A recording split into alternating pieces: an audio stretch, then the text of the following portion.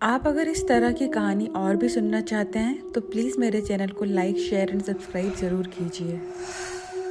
अर्चित के जाने के बाद नेहा के पेरेंट उससे पूछते हैं कि क्या तुमको भी अर्चित पसंद है, क्या वो तुम्हारे सपनों के बारे में जानता है। तो इस पे नेहा बोलती है कि अर्चित बहुत अच्छा लड़का है, पर उसको अभी मेरे सपनों के बारे में कुछ नहीं पता है।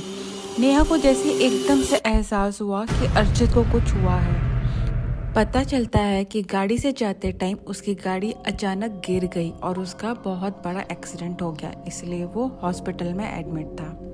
इस बात से नेहा ने डिसाइड कर लिया कि वो अब किसी के साथ शादी के बारे में नहीं सोचेगी और ना वो किसी से शादी करेगी। अर्चित अभी भी सब बातों से अनजान था, वो अभी भी नेहा को पसंद करता था। अर्चित के ठीक होने के बाद एक दिन नेहा उससे मिलती है और उसको अपने सपनों के और परछाई के बारे में सब बताती है, पर अर्चित ने उसको छोड़ने की जगह उसका साथ देने की बात की। ये सुन के नेहा को बहुत अच्छा लगा, पर अर्चित को फिर से कुछ ना हो जाए इसलिए वो बिना कुछ बोले वहाँ से चली जाती है। एक रात नेहा अपने कमरे में काम कर रही थी कि अचानक उसको सामने से कोई आता हुआ दिखाई देता है। ऐसा पहली बार हुआ था कि नेहा को उसका फेस दिखाई दिया था। आज से पहले नेहा आवाज़ या सिर्फ परछाई ही देख पाती थी। नेहा जल्दी से अपने पेरेंट्स के पास जाती है और उनको सब बताती है। नेहा उनको बताती है कि वो आत्मा कैसी दिखती है। नेहा ने जैसे ही सब बताया, ये सुन के नेहा की मम्मी को रमा की याद आती है और वो बहुत डर जाती है। ये सुन के नेहा की मम्मी समझ जाती है कि नेहा ने आज तक जो भी सपने देखे हैं या आवाज़ सुनी वो उसका वहम नहीं था। अब ये सारी चीज़ें नेहा की मम्मी और पापा को भी दिखाई देने लगी थी। एक रात की बात है, नेहा की मम्मी को हॉल से कुछ आवाज़ आ रही थी, जैसे कोई टीवी देख रहा हो। वो देखने के लिए बाहर जाती है कि इतनी रात में टीवी कौन देख रहा है। वहाँ जाके देखती हैं तो वहाँ कोई नहीं था। नेहा की मम्मी ने टीवी बंद की और अपने रूम की तरफ जाने लगती हैं। तभी फिर से अपने आप टीवी ऑन हो जाती है। तब पहली बार नेहा की मम्मी को रमा की आत्मा दिखाई देती है और वो बहुत डर जाती है। ऐसे ही नेहा के पापा को भी कुछ अजीब अजीब सी चीज़ें दिखाई या सुनाई देने लगी थी, जिससे वो भी बहुत डर जाते हैं। एक दोपहर नेहा अपने रूम में आराम कर रही थी, तभी उसको सुनाई देता है जैसे वो आत्मा उससे कह रही हो कि उसके घर में कुछ बहुत बुरा होने वाला है, जिसके कारण नेहा चिल्लाने लगती है और उसके मम्मी पापा उसके रूम में आते हैं। वो उनको बताती है कि उसने क्या सुना। ये सुन के वो भी बहुत डर जाते हैं। उनको भी समझ नहीं आता कि अब क्या होने वाला है और इससे कैसे रोका जाए या उससे कैसे बचा जा सकता है। इतने में अचानक अर्चित नेहा के घर आता है। नेहा उसको सब बताती है।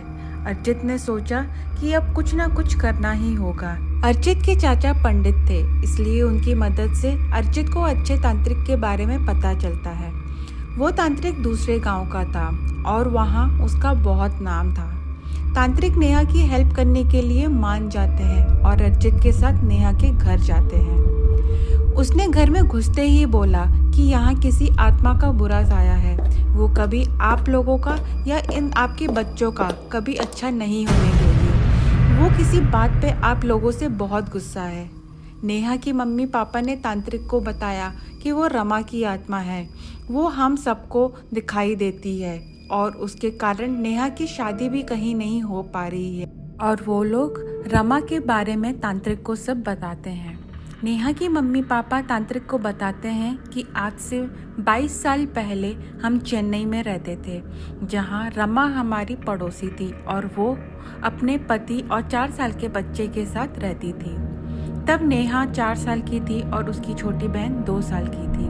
रमा और मेरी बहुत अच्छी दोस्ती थी, हम एक परिवार की तरह रहते थे।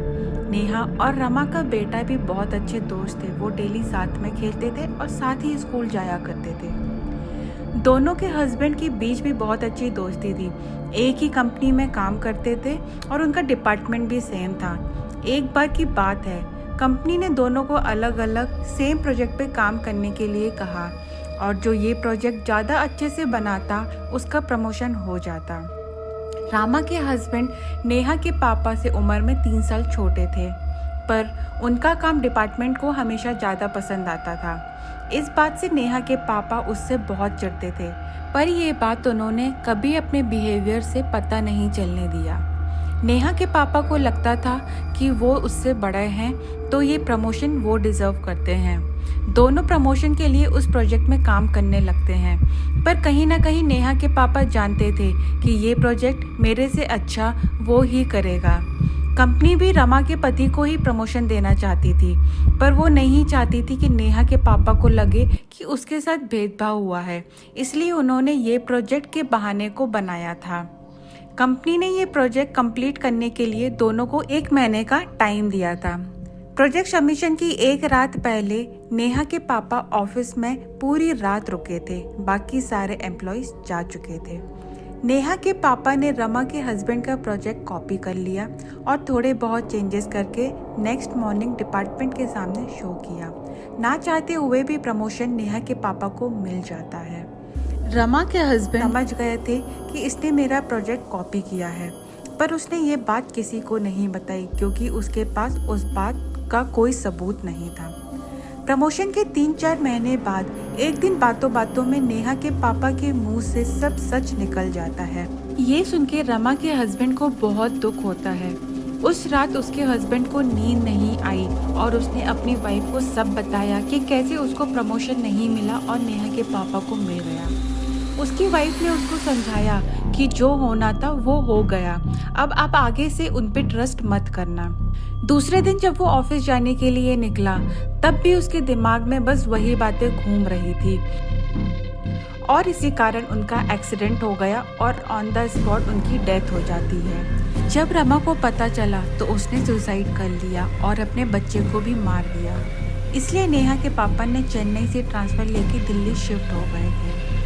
ये सब जानने के बाद तांत्रिक ने 3 दिन का हवन रखा, पर तांत्रिक भी रमा को कंट्रोल नहीं कर पा रहे थे और रमा ने नेहा के पापा को मार के अपना बदला ले लिया। रमा की आत्मा वहाँ से चली गई और कुछ सालों बाद अर्चित और नेहा की शादी हो जाती है। प्लीज़ मेरे चैनल को लाइक, शेयर एंड सब्सक्राइब ज़रूर कीजिए।